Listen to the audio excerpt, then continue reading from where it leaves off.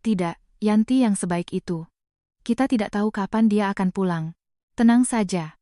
Dia itu wanita lugu yang hanya punya keseriusan. Tidak mungkin dia berani pulang lebih awal dari jadwal kerja paruh waktunya. Lagi pula, perempuan membosankan dan kampungan seperti dia, aku sudah tidak bisa melihatnya sebagai wanita lagi. Maya jauh lebih hebat. Suara yang bocor dari celah pintu kamar tidur itu membuat seluruh bulu kudukku berdiri dalam sekejap. Yang menggetarkan gendang telingaku tidak salah lagi adalah suara manja Agus, suamiku yang sudah 20 tahun menikah denganku.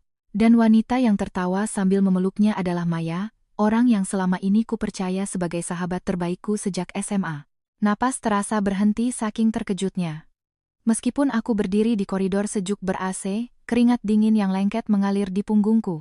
Namun, dua orang yang sedang tenggelam dalam kenikmatan di atas ranjangku dan menertawakanku saat itu, sama sekali tidak tahu bahwa hanya dalam beberapa hari, kebahagiaan palsu yang mereka bangun akan hancur berkeping-keping, dan mereka akan merasakan neraka serta keputusasaan terbesar dalam hidup mereka. Waktu mundur sekitar 1 jam sebelumnya. Mbak Yanti, wajahmu pucat sekali. Hari ini sudahi saja kerjanya, langsung ke dokter, ya? Saat sedang menata barang di supermarket tempatku bekerja paruh waktu, aku tiba-tiba diserang pusing dan mual yang hebat, hingga aku terduduk lemas di gudang belakang. Entah karena gejala menopause, atau karena kurang tidur akhir-akhir ini. Saat suhu tubuhku diukur, angkanya mendekati 38 derajat Celcius. Kepala supervisor yang tidak tega melihat kondisiku memaksaku untuk pulang. Maaf, ya, Bu. Tiba-tiba izin begini. Tidak apa-apa. Kesehatan itu yang utama. Suamimu hari ini WFH, kan? Manfaatkan waktu untuk bermanja-manja dengannya. Mendengar kata-kata lembut dari atasanku, aku merasa tidak enak hati sambil melangkah pulang dengan kaki yang berat. Suamiku, Agus, bekerja di sebuah perusahaan dagang kelas menengah, dan setiap hari Selasa dan Kamis ia bekerja dari rumah. Mungkin aku akan mengganggunya jika pulang saat ia sedang bekerja. Aku akan beristirahat diam-diam di kamar tidur saja. Dengan pikiran seperti itu, aku menyeret tubuhku yang sempoyongan menuju apartemen kami yang berjarak 15 menit jalan kaki dari stasiun KRL. Klek. Aku membuka kunci pintu depan dengan pelan agar tidak menimbulkan suara. Aku pulang. Bisikku dengan suara sangat pelan, nyaris tak terdengar. Saat hendak melepas sepatu, sebuah benda asing melompat ke dalam pandanganku. Di area depan pintu masuk, sepasang sepatu yang tidak kukenal tertata rapi. Sepatu hak tinggi sutra yang berkilauan. Pasti barang bermerek. Sekilas saja sudah terlihat mahal. Aku mengenali sepatu itu. Ini sepatu Maya. Kenapa Maya ada di sini? Maya adalah teman sekelasku sejak SMA, yang biasa disebut sahabat karib. Suaminya adalah seorang eksekutif super di perusahaan multinasional dan tinggal di lantai teratas sebuah apartemen mewah. Maya dari dulu suka hal-hal yang mencolok, sifatnya bertolak belakang denganku yang sederhana. Tapi entah kenapa kami cocok, dan bahkan setelah kami berdua menikah, kami masih rutin makan siang bersama sebulan sekali. Apa mungkin dia datang untuk berkonsultasi masalah pekerjaan dengan Agus? Tapi, tetap saja aneh. Dari ruang keluarga tidak terdengar suara TV ataupun percakapan. Ruangan itu sunyi senyap, tetapi samar-samar terdengar suara dari suatu tempat. Sumber suara itu berasal dari kamar tidur kami di ujung koridor. Aku menahan napas, menekan debaran jantung, dan perlahan mendekati pintu kamar tidur. Pintu itu sedikit terbuka, dan dari celah itu aku bisa dengan jelas melihat apa yang terjadi di dalam. Ah, Agus. Hebat sekali. Maya, kamu benar-benar cantik. Beda jauh sama istriku di rumah. Pemandangan yang terlihat dari celah itu seolah menyiramkan air es ke kepalaku yang terasa pening karena demam. Spray yang acak-acakan, dua tubuh yang saling membelit dengan panas. Meskipun ada aku sebagai istrinya, dan ada aku sebagai sahabatnya, mereka berdua tenggelam dalam perselingkuhan di atas ranjangku dan suamiku. Dasar Yanti bodoh, ya. Dia sama sekali tidak sadar hubungan kita sudah sejauh ini. Dia itu perempuan yang bebal. Dia sudah puas hanya dengan bisa makan dari uang yang aku hasilkan. Pesona untuk membuat laki-laki tergila-gila seperti kamu itu nol besar. Kata-kata hinaan dari suamiku membuatku menahan napas. Perasaan marah yang pekat dan mual yang hebat muncul bahkan sebelum rasa sedih. Selama ini aku mati-matian mengurus rumah tangga setiap hari untuk pria ini, dan bahkan bekerja paruh waktu untuk sedikit membantu keuangan keluarga. Dan Maya. Saat makan siang minggu lalu, dia berkata dengan senyum, "Suamimu, Mas Agus, baik hati ya, aku jadi iri." Dengan mulut yang sama, dia kini menertawakanku. Tidak akan kumaafkan. Keduanya akan kuseret ke neraka. Dengan tangan gemetar, aku mengeluarkan ponsel dari saku celemekku. Aku membuka aplikasi kamera dan beralih ke mode rekam video. Aku mengarahkan lensa melalui celah pintu, memfokuskan agar wajah dan perbuatan mereka terekam dengan jelas. Kalau Yanti tahu bagaimana?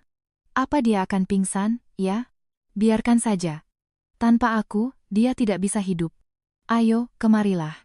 Kata-kata cabul dan rekaman pengkhianatan ini akan menjadi bukti yang telak. Selama sekitar 3 menit, aku terus merekam seperti mesin yang dingin. Kondisi tubuhku yang tidak sehat seolah lenyap entah kemana.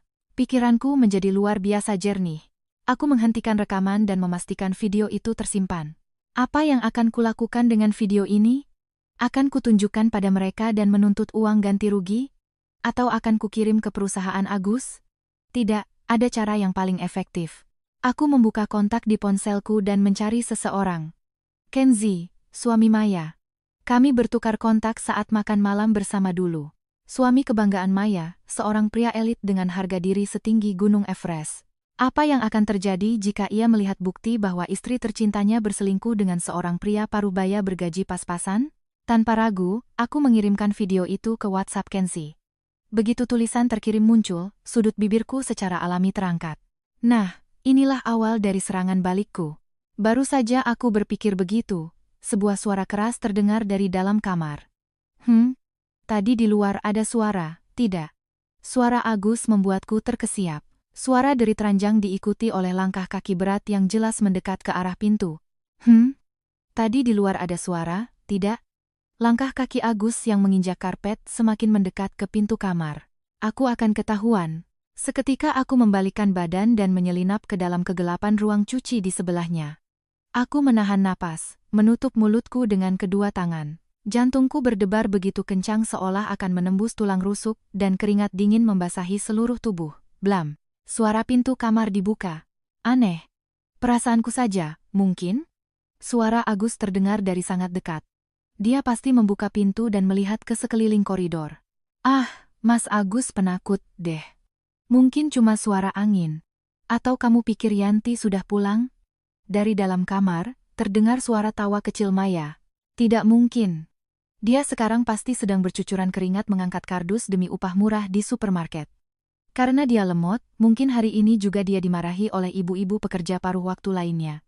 Hahaha, Mas Agus jahat, deh. Tapi mungkin itu pekerjaan yang cocok untuk Yanti, ya. Dari dulu dia kan orangnya biasa saja dan tidak menarik. Tidak seperti aku yang berusaha menjaga kecantikan, wajar saja kalau diselingkuhi.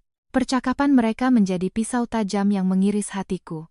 Tapi yang menguasaiku saat ini bukanlah kesedihan, melainkan api kemarahan yang tenang dan sedingin es. Ayo, sini lagi. Sekali lagi. Tidak mau. Mas Agus agresif sekali.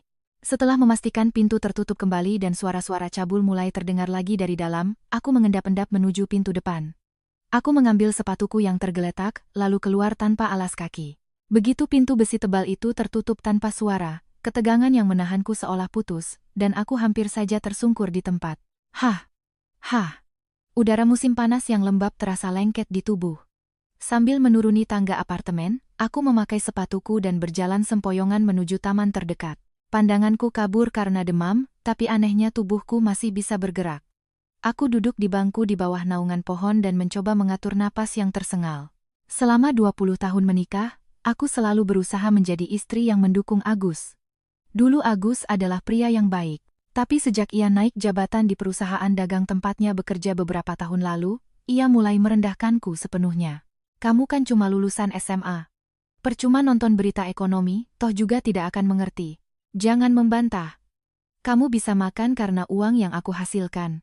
Gaji paruh waktumu itu bahkan tidak sampai setengah dari uang jajanku. Meskipun setiap hari dihujani kata-kata kasar seperti itu, aku selalu meyakinkan diriku.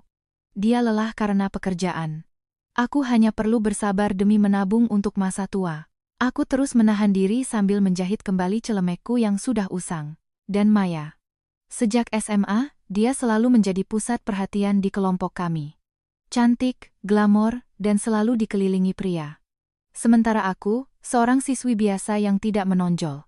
Dulu aku heran kenapa dia mau berteman denganku, tapi sekarang aku mengerti dengan jelas. Bagi Maya, aku hanyalah pemeran pendukung yang berguna untuk membuatnya terlihat lebih menonjol. Bahkan saat makan siang bulan lalu, suami Yanti itu memang biasa saja, tapi baik hati. Ya, aku iri. Suamiku, Kenzi, kan eksekutif di perusahaan asing, jadi banyak pesta yang harus dihadiri, capek sekali.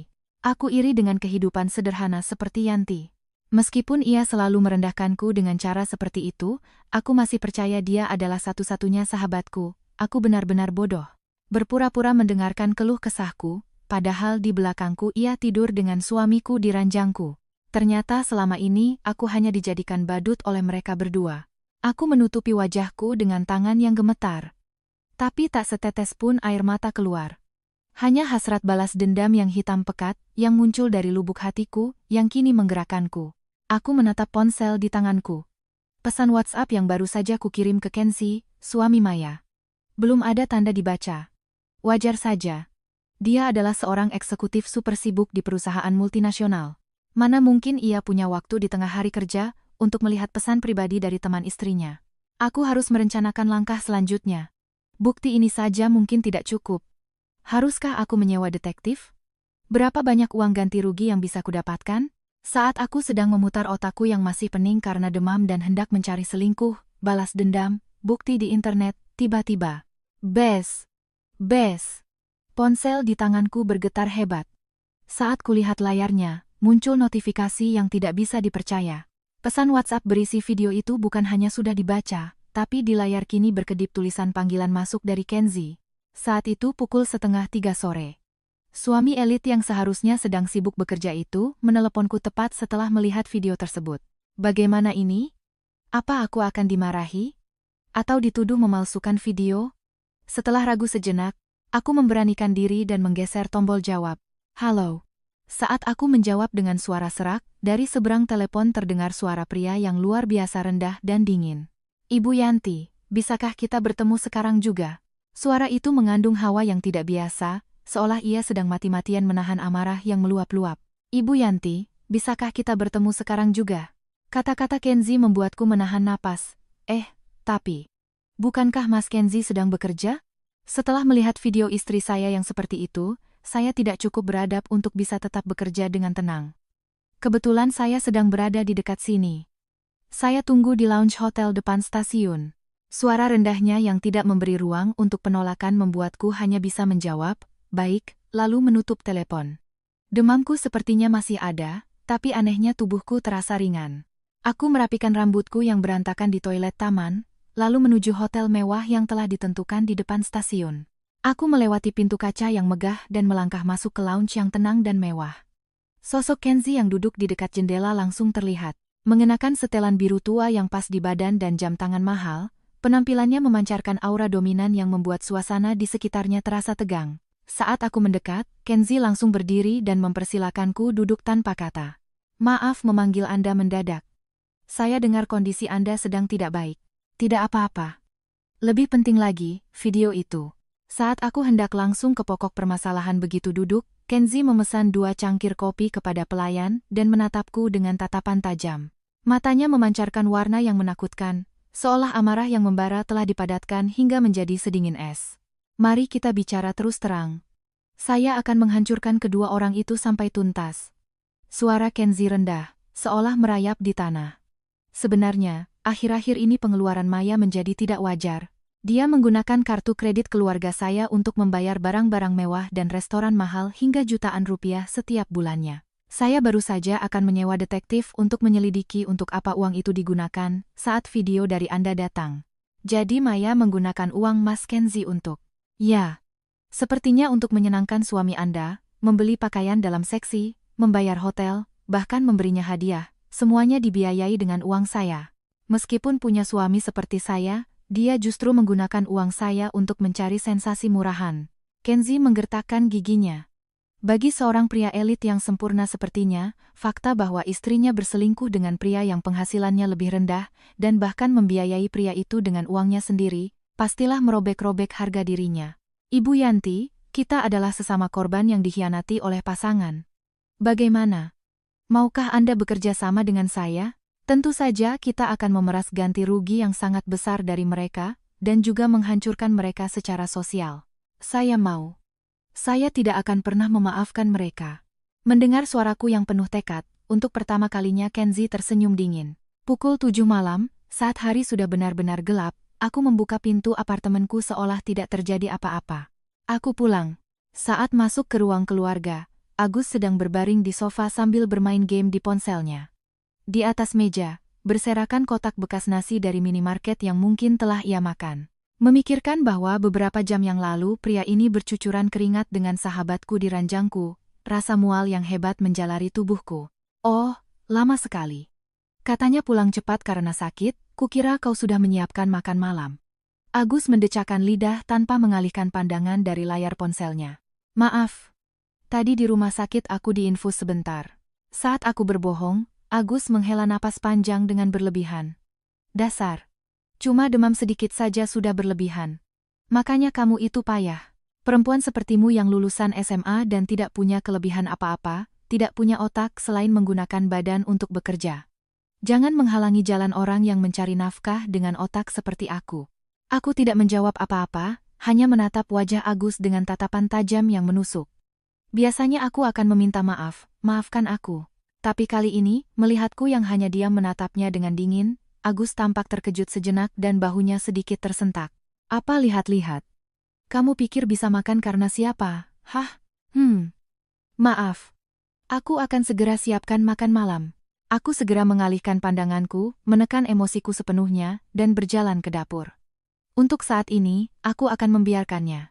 Sampai saat ia kehilangan segalanya dan menangis meraung-raung, aku akan terus memainkan peran sebagai istri yang bodoh dan penurut. Sambil berdiri di dapur dan membasuh wajah dengan air dingin, ponsel di saku celemekku bergetar singkat. Sebuah pesan WhatsApp dari Kenzi. Di sana, bersama dengan pesan tentang rencana selanjutnya, terlampir sebuah gambar yang mengerikan. Saya sudah memeriksa tablet Maya dari jarak jauh. Bu Yanti, kuatkan hati Anda sebelum melihat ini. Pengkhianatan mereka tidak dimulai hari ini. Saat aku membuka gambar yang terlampir, ponselku hampir terlepas dari genggaman. Tidak mungkin. Yang terpampang di layar adalah sesuatu yang sama sekali tidak pernah kubayangkan. Sebuah kenyataan yang terlalu kejam. Dengan kedua tangan, aku mati-matian memegang erat ponsel yang hampir terlepas. Yang terpampang di layar adalah tangkapan layar riwayat percakapan WhatsApp antara Agus dan Maya, yang kata Kenzi diambil dari jarak jauh dari tablet Maya. Maya, hari ini tepat peringatan 5 tahun sejak kita pertama kali ke hotel. Aku paling bahagia saat bersama Mas Agus. Tapi kasihan Yanti. Dia tidak tahu kalau suami dan sahabatnya bercinta di ranjangnya sendiri. Hari ini pun dia pasti sedang menunduk-nunduk pada ibu-ibu di tempat kerjanya. 5 tahun. Kata itu terus berulang di otakku. Ini bukan sekadar kesalahan sesaat. Selama 5 tahun, mereka menipuku, menertawakanku di belakang, dan melanjutkan hubungan gelap mereka. Saat aku menggulir layar, percakapan yang lebih sulit dipercaya terus berlanjut. Jangan sebut nama dia. Aku jadi mual. Jarang dandan, rambutnya kering. Ditambah lagi bau deterjen murah yang menempel di badannya. Sebagai wanita, dia sudah tamat. Hahaha, jahat sekali. Tapi memang benar, sih. Masakan Yanti itu penampilannya benar-benar seperti makanan anjing, WKWK. Betul sekali. Dia itu cuma pembantu rumah tangga gratis untuk mengurus keperluanku. Atau mungkin ATM paruh waktu untuk menghasilkan uang agar aku bisa pergi ke hotel mewah bersamamu. Aku tidak pernah berpikir 1 milimeter pun bahwa aku mencintainya. Amarah yang hebat. Kesedihan. Keputusasaan. Ketika berbagai emosi melampaui titik jenuh, hati manusia justru menjadi setenang danau. Aku tidak meneteskan air mata setetes pun. Hanya menatap layar dalam diam yang sedingin es. Masakan yang selama ini kubuat dengan berhemat demi keluarga disebut makanan anjing. Gaji paruh waktu yang kudapatkan sambil menahan sakit pinggang demi membantu keuangan keluarga, ternyata habis untuk biaya hotel mewah mereka berdua. Suami dan sahabat yang kupercaya ternyata adalah iblis berwujud manusia. Akan kubunuh. Di dapur yang sepi, kata-kata berbahaya itu tanpa sadar keluar dari mulutku. Tapi jika aku bertindak gegabah, aku yang akan kalah. Aku akan menggunakan senjata hukum untuk menjatuhkan sanksi sosial dan ekonomi yang begitu berat hingga mereka tidak akan pernah bisa bangkit lagi. Malam itu, aku menyajikan makan malam di depan Agus seolah tidak terjadi apa-apa. Menunya adalah semur daging, sayur sop, dan cah kangkung. Agus bangkit dengan malas dari sofa, duduk dengan kasar di kursi makan, dan mengambil sumpit. Begitu satu suap masuk ke mulutnya, ia langsung mengerutkan kening dengan hebat. Apa ini? Dagingnya alot sekali. Kamu benar-benar tidak punya bakat memasak, ya? Makanan seperti ini tidak bisa dimakan. Sambil berkata begitu, Agus melempar sumpitnya dengan kasar ke meja. Suara denting yang tidak menyenangkan menggema di ruang keluarga. Maaf. Dagingnya memang yang murah, jawabku datar. Agus tertawa sinis dan melanjutkan kata-katanya. Mengolah daging murah menjadi enak itu keahlian ibu rumah tangga. Apa karena kamu lulusan SMA, jadi belajar masak pun malas? Perempuan bodoh memang merepotkan. Lagi pula, apa kamu pernah melihat wajahmu di cermin akhir-akhir ini? Penuh keriput, sudah seperti tante-tante kusam. Kemarin Maya juga bilang, Yanti kasihan ya, akhir-akhir ini jadi cepat tua. Bagaimana kalau kamu pakai sedikit uang dan waktu untuk merawat diri seperti Maya? Ia membandingkanku dengan wanita yang hanya berdandan dengan uang suaminya, Kenzi, dan menertawakanku. Aku menghapus semua ekspresi dari wajahku, hanya menatap wajah Agus dalam diam. Keheningan yang dalam. Biasanya aku akan langsung meminta maaf, aku yang salah. Tapi kali ini, melihatku yang terus menatapnya dengan dingin tanpa berkedip, Agus tampak tidak nyaman dan mengalihkan pandangannya. Apa? Kamu tersinggung sampai tidak bisa menjawab? Dasar perempuan pendiam yang menyebalkan. Setelah meludah kata-kata itu, Agus bangkit, mengambil dompetnya sambil berkata aku makan di luar, dan pergi dari rumah. Suara pintu yang dibanting menggema. Aku dengan tenang membereskan meja makan, sambil mengulang kembali tahap pertama dari rencana yang telah kususun bersama Kenzi. Keesokan siangnya, ponselku berdering. Panggilan dari Maya. Halo, Yanti. Aku dengar dari Mas Agus, kamu sakit, ya? Kemarin demam sampai pulang cepat, kan? Suara Maya di telepon terdengar manja seperti kucing, dan entah kenapa terdengar ceria. Iya, tapi demamnya sudah turun. Terima kasih sudah khawatir. Syukurlah. Jangan memaksakan diri, ya. Kita kan sudah tidak muda lagi. Kalau cuma pakai pelembab murah seperti Yanti, setelah sakit bisa langsung kelihatan tua. Loh, mau kuperkenalkan ke tempat spa langgananku? Yah, mungkin agak berat untuk uang jajan Yanti, sih. Hahaha. Maya mencoba merendahkanku dengan halus sambil berpura-pura baik hati. Aku mati-matian menahan rasa mual yang naik ke tenggorokan dan hanya menjawab sekenanya, oh, begitu ya? Oh iya, sebenarnya aku telepon karena ada permintaan untuk Yanti hari ini. Permintaan? Iya. Sebenarnya, sejak semalam aku bertengkar sedikit dengan Kenzi. Dia itu sibuk kerja terus, sama sekali tidak peduli padaku. Aku sudah tidak mau lihat wajahnya lagi, jadi aku kabur dari rumah. Mendengar kebohongan Maya, aku tertegun sampai tidak bisa berkata-kata. Kenzi sudah memberitahuku semalam. Untuk memperkuat bukti perselingkuhan Maya, Kenzi sengaja memblokir sementara kartu kredit Maya dan menegurnya dengan ringan karena terlalu boros. Maya yang marah, karena itu akhirnya pergi dari rumah. Jadi, Yanti, aku ada permintaan. Suara Maya menjadi semakin manja dan terdengar jahat. Bolehkah aku menginap di rumah Yanti untuk sementara? Kita kan sahabat terbaik. Iblis bertopeng sahabat itu berniat untuk masuk ke rumahku secara terang-terangan dan menikmati perselingkuhannya dengan Agus di depan mataku. Tentu saja boleh. Kamar tamu kosong, kok. Datang saja kapanpun. Saat aku menjawab begitu, Maya bersorak, hore. Yanti memang yang terbaik. Aku sayang kamu. Aku akan menginap mulai malam ini, ya. Ia menutup telepon dengan nada sangat gembira. Panggung pertarungan telah disiapkan. Namun, sore harinya, sebuah kata yang keluar dari mulut Agus yang baru pulang kerja menjerumuskanku ke dalam jurang keputusasaan yang tak terbayangkan. Hei, Yanti, katanya Maya akan menginap di sini mulai hari ini. Di tangan Agus yang berdiri di depan pintu, entah kenapa tergenggam sebuah amplop coklat tebal. Iya, katanya bertengkar dengan Mas Kenzi, jadi aku pinjamkan kamar tamu untuk sementara. Saat aku berkata begitu, Agus menyeringai dan melemparkan amplop coklat itu ke meja ruang keluarga. Bukan untuk sementara. Maya akan bersiap-siap untuk bercerai dengan Kenzi. Jadi dia akan tinggal di sini untuk waktu yang lama. Apa? Kata-kata yang tak terduga itu membuatku tanpa sadar bersuara. Mata Agus memancarkan cahaya dingin yang benar-benar gila. Dan sehubungan dengan itu, aku minta kamu segera angkat kaki dari rumah ini, tanda tangani ini. Dari amplop coklat yang terlempar di meja, meluncur keluar dokumen-dokumen dengan isi yang mengerikan, yang akan menghancurkan hidupku dari akarnya. Dari amplop coklat itu meluncur keluar selembar kertas asing dengan pinggiran berwarna hijau dan beberapa lembar dokumen yang dijepit dengan stapler. Di bagian atas kertas itu, tertulis dengan huruf tebal surat cerai. Di kolom suami, sudah ada tanda tangan dan stempel Agus. Yang lebih mengejutkan lagi, di kolom saksi, bahkan sudah ada tanda tangan Maya.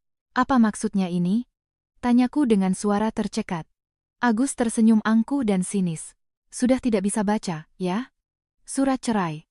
Hubungan kita sudah berakhir. Dan dokumen yang itu adalah perjanjian perceraian. Baca baik-baik. Di dokumen yang ditunjuk oleh dagu Agus, tercantum syarat-syarat konyol yang membuatku tidak percaya dengan mataku sendiri. Pembagian harta Gonogini tidak dilakukan sama sekali, seluruh tabungan saat ini menjadi milik suami, Agus. Istri, Yanti, tidak menuntut uang ganti rugi nafkah idah, mut'ah. Istri harus meninggalkan apartemen pada hari ini juga. Harta Gonogini nol? Ganti rugi juga tidak ada? Kita sudah bersama selama 20 tahun. Uang yang kutabung dari kerja paruh waktu juga. Tentu saja. Agus memukul meja dengan keras dan meninggikan suaranya. Perempuan tidak berpendidikan sepertimu, memangnya selama ini bisa hidup aman dari hujan dan angin karena uang siapa? Karena hasil jerih payahku, kan?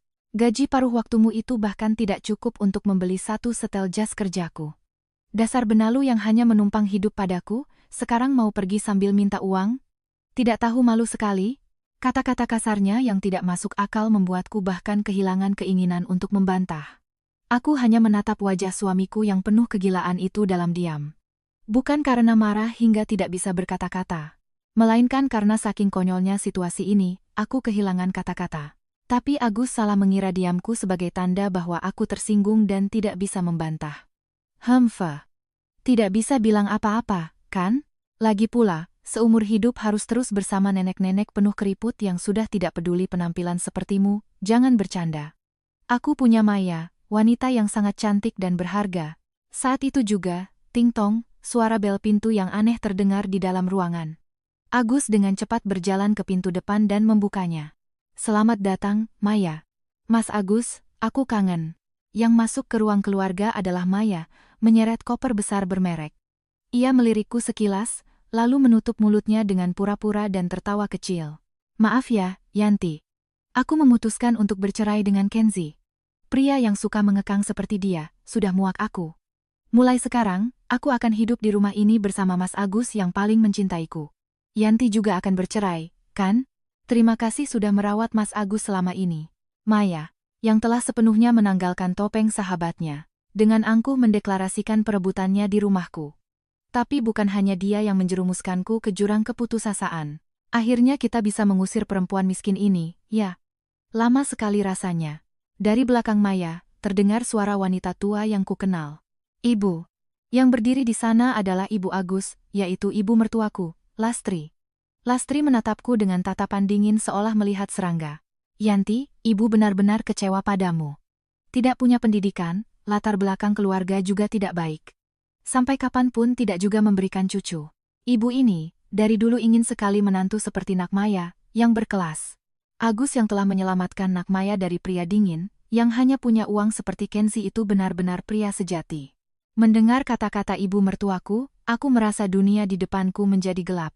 Selama 20 tahun ini, setiap minggu aku membawakan lauk pauk buatan sendiri dalam wadah Tupperware untuk ibu mertuaku yang tinggal sendiri, setelah ayah mertuaku meninggal. Aku mendengarkan keluh kesahnya, bahkan melakukan hal-hal seperti merawatnya. Terima kasih selalu, Yanti. Kamu sudah seperti anakku sendiri. Senyum ibu mertua yang menggenggam tanganku saat itu. Apakah semuanya bohong? Ibu mertua. Jadi selama ini ibu menganggapku seperti itu? Tentu saja. Masakanmu yang kampungan itu selalu kubuang ke tempat sampah. Nak Maya, hari ini dia membawakan daging sukiyaki mahal untuk kita. Kamu cepat tanda tangani surat itu dan pergi dari sini. Agus, Maya, dan ibu mertua. Orang-orang yang seharusnya menjadi bagian dari hidupku, kini bersekongkol menertawakanku. Di rumah ini, tidak ada lagi seorang pun yang menjadi sekutuku. Keterasingan yang luar biasa. Dinding pengkhianatan yang dingin seolah menekan dari segala arah. Ayo, cepat tanda tangani. Agus menyodorkan pulpen. Jika aku menandatanganinya sekarang, aku akan kehilangan rumah, uang, segalanya, dan benar-benar diusir tanpa membawa apa-apa. Sampai persiapan balas dendam yang kurencanakan bersama Kenzie selesai, aku harus menghindari kerugian hukum apapun. Aku menutup mulutku rapat-rapat dan menatap surat cerai yang tergeletak di sebelah pulpen dalam diam. Lalu, perlahan aku mengangkat wajah dan menatap tajam wajah ketiga orang itu secara bergantian. Hari ini aku tidak akan tanda tangan. Biarkan aku berpikir sebentar. Begitu aku mengatakan itu, wajah Agus memerah karena marah. Sialan kau, jangan main-main. Ku bilang keluar. Agus dengan kasar mencengkeram lenganku dan menyeretku ke pintu depan. Di atas tubuhku yang jatuh tersungkur di lantai depan, tas ransel murahku yang ditarik dari lemari dilemparkan. Sampai kau tanda tangan, kau tidak akan bisa menginjakkan kaki di rumah ini lagi. Rasakan sendiri betapa tidak berdayanya dirimu ditiup angin dingin di luar sana. Hahaha. Dadah. Yanti. Jangan sampai kesiangan untuk kerja besok, ya. Pintu besi yang berat itu ditutup tanpa ampun di depan mataku, dan suara kunci yang diputar menggema. Pukul 9 malam. Aku diusir ke koridor apartemen, hanya memeluk tas ransel berisi dompet dan ponsel. Meskipun malam musim panas, angin malam terasa sangat dingin bagi tubuhku yang baru sembuh dari demam. Dari rumah yang telah kuabdikan seluruh hidupku selama 20 tahun, aku dibuang seperti sampah. Sambil menggertakkan gigi dan menahan air mata, aku berjalan menuju lobi lift. Saat itu, ponsel di dalam tasku bergetar. Kulihat layarnya, panggilan masuk dari Kenzie. Dengan jari gemetar, aku menekan tombol jawab. Halo, Mas Kenzie. Bu Yanti, saya baru saja memeriksa GPS Maya. Dia sudah sampai di rumah Anda dan mengusir Anda, ya? Iya. Bahkan ibu mertua Agus juga berkomplot. Saya tidak tanda tangan, tapi saya diusir dari rumah. Mendengar suaraku yang nyaris hancur karena putus asa, Kenzie berkata dengan suara rendah namun kuat dari seberang telepon. Anda sudah bertahan dengan baik. Tidak apa-apa. Mereka sekarang pasti berpikir sudah menang sepenuhnya. Tapi dengan ini, semua persiapan sudah selesai. Persiapan? Sebenarnya, saya sekarang sedang bersama seseorang yang tidak terduga. Kartu terkuat untuk menjatuhkan mereka bertiga ke dasar neraka. Bu Yanti, segera datang ke tempat yang saya tentukan. Siapakah kartu terkuat yang dimaksud Kenzie? Aku menggenggam tasku erat-erat dan berlari ke jalanan malam untuk menyalakan sinyal serangan balik. Aku melompat ke dalam taksi dan menuju tempat yang ditentukan Kenzie. Aku tiba di Presidential Suite di lantai teratas sebuah hotel super mewah yang termasuk salah satu yang terbaik di Jakarta. Menginjak karpet tebal yang empuk, aku mengetuk pintu megah yang ditunjukkan kepadaku. Silakan masuk, tidak dikunci. Mendengar suara Kenzie dari dalam, aku perlahan membuka pintu. Maaf mengganggu larut malam, Bu Yanti. Di dalam ruang keluarga yang luas dan bermandikan cahaya lampu kristal yang berkilauan, Kenzie berdiri dari sofa kulit mewah dan menyambutku. Tapi di ruangan itu bukan hanya dia seorang. Di sofa seberang Kenzie, duduk seorang pria paruh baya. Mengenakan setelan jas yang bagus, dengan rambut abu-abu yang disisir rapi, ia adalah sosok yang berwibawa. Namun, di wajahnya tergambar jelas kelelahan dan kecemasan yang mendalam. Mas Kenzie, siapa bapak ini? Tanyaku. Kenzie tersenyum dingin dan memperkenalkan pria itu. Perkenalkan, ini Bapak Gunawan, Direktur Utama dari PT Toga Sembada. Tempat suami Anda, Agus, bekerja. Apa? Aku tanpa sadar berseru. PT Toga Sembada adalah perusahaan tempat Agus bekerja. Direktur utama adalah orang nomor 2 di perusahaan itu, sosok yang bagaikan di atas awan. Kenapa orang sepenting itu bisa bersama Kenzie? Ibu Yanti, kali ini, saya sungguh memohon maaf atas perbuatan karyawan kami.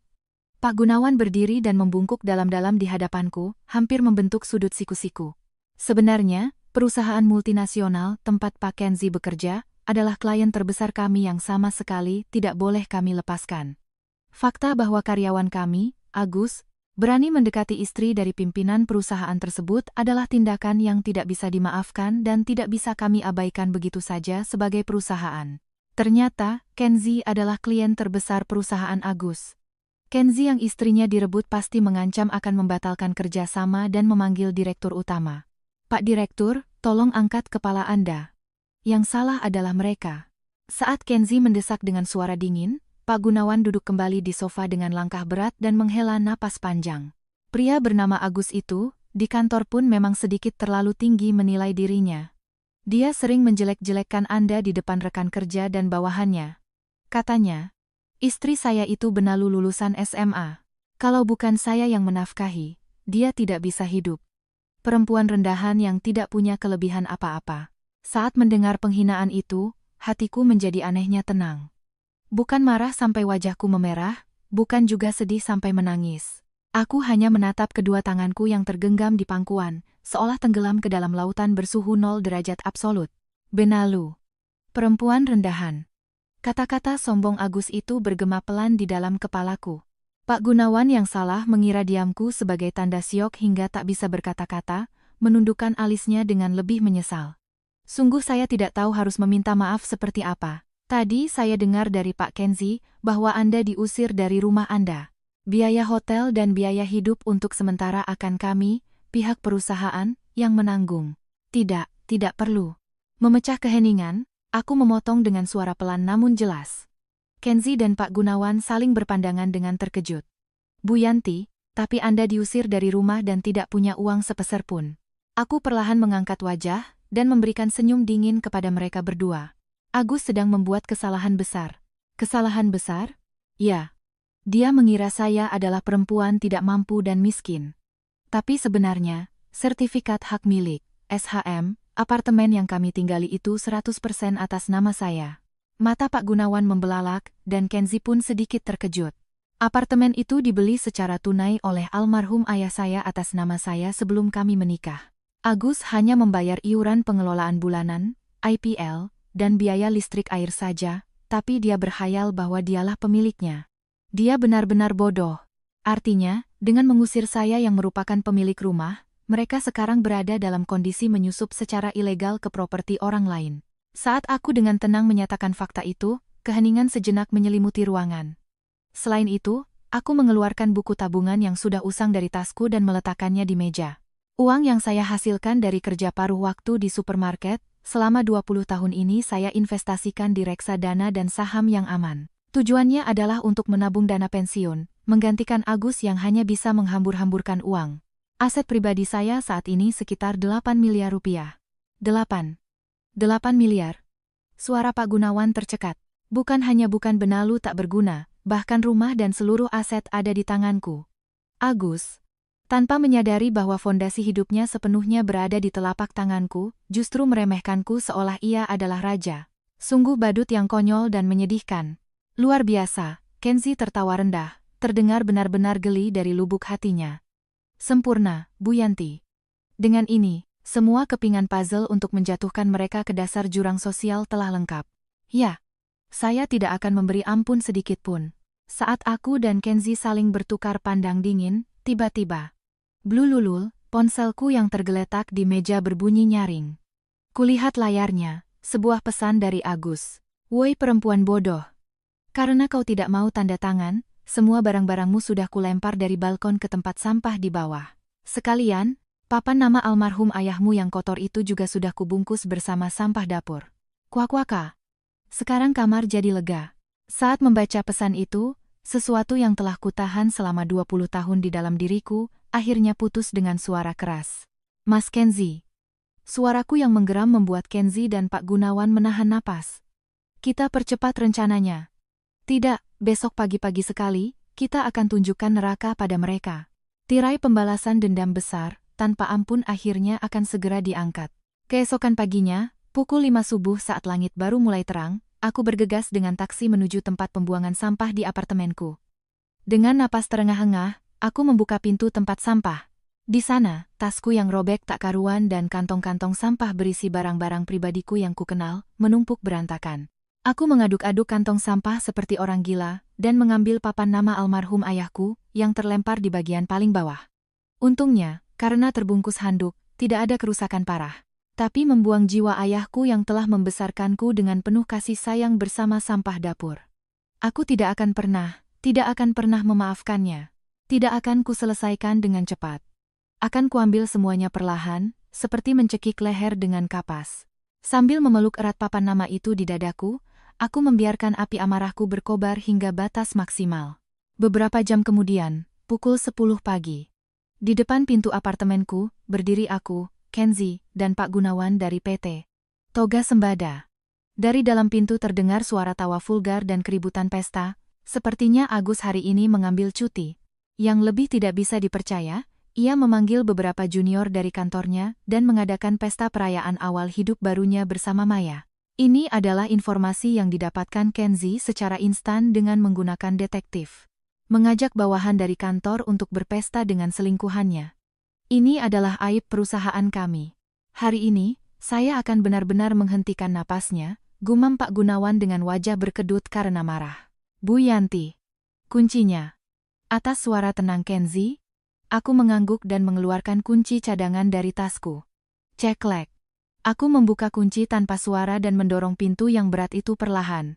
Saat masuk ke ruang keluarga, pemandangan yang aneh dan mengerikan terbentang di hadapanku. Di mejaku, berjejer sushi dan hidangan pembuka mewah, botol-botol sampahnya kosong bergelimpangan padahal hari masih siang. Agus dan Maya saling berpelukan, bersulang dengan ibu mertuaku di antara mereka. Di sekeliling mereka, 3 orang karyawan junior yang seperti penjilat, duduk sambil tertawa menjilat. Wah, istri baru Mas Agus cantik sekali ya. Beda jauh sama istri yang dulu. Tentu saja. Istriku yang dulu itu miskin, bodoh lagi, cuma lulusan SMA. Padahal aku sudah memberinya rumah sebagus ini dan menafkahinya, tapi tidak ada terima kasihnya sama sekali. Benalu saja. Betul, Mas.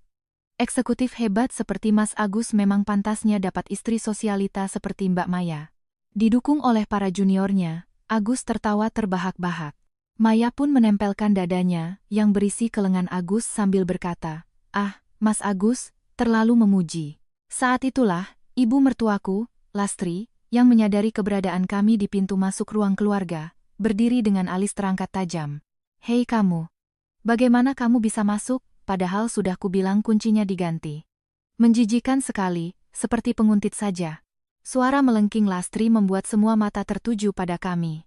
Agus, begitu melihatku, menyeringai meremehkan. "Apa, Yanti? Menyesal sudah kucampakkan, ya? Datang merangkak-rangkak lagi untuk mengemis? Papan nama almarhum ayahmu yang kotor itu, sudah kau ambil dari tempat sampah? Hah? Perempuan sampah sepertimu memang cocoknya di tempat sampah. Sungguh tidak tahu malu. Ini sudah menjadi rumah keluarga kami. Orang miskin cepat pergi dari sini, dong." Udaranya jadi kotor, Maya pun ikut mencibir sambil mengibaskan tangannya seolah mengusir anjing. Para karyawan junior juga berbisik-bisik, "Wah, itu mantan istrinya? Ih, kayak ibu-ibu miskin, ya."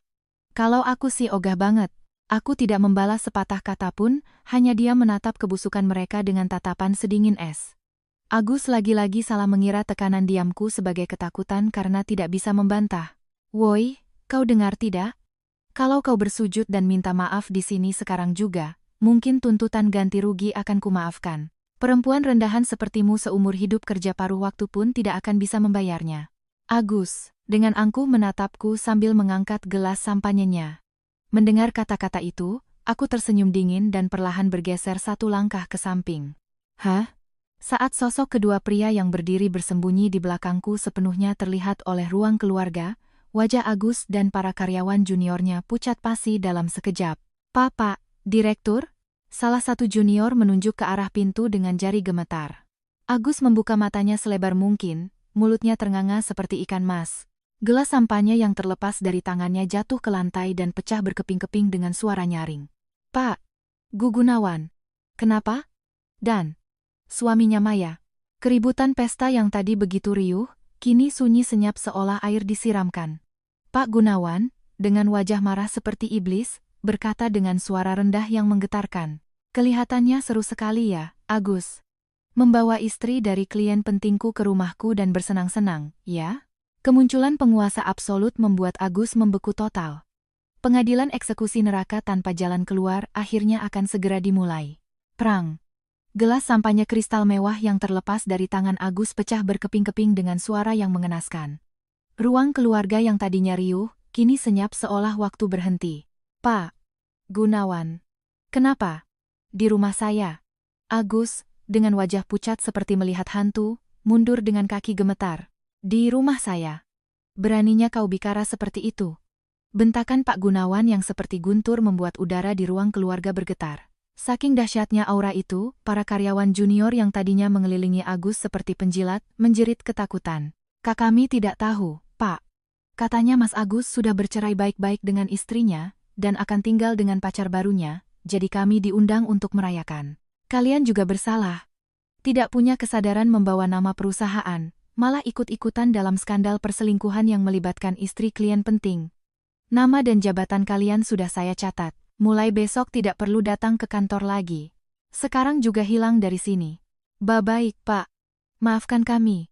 Para karyawan junior yang dimarahi habis-habisan oleh Pak Gunawan segera menyambar barang-barang mereka di meja dan berlari tunggang-langgang keluar dari pintu depan. Yang tersisa hanyalah Maya yang membeku total, dan ibu mertuaku, Lastri, yang sama sekali tidak mengerti situasi.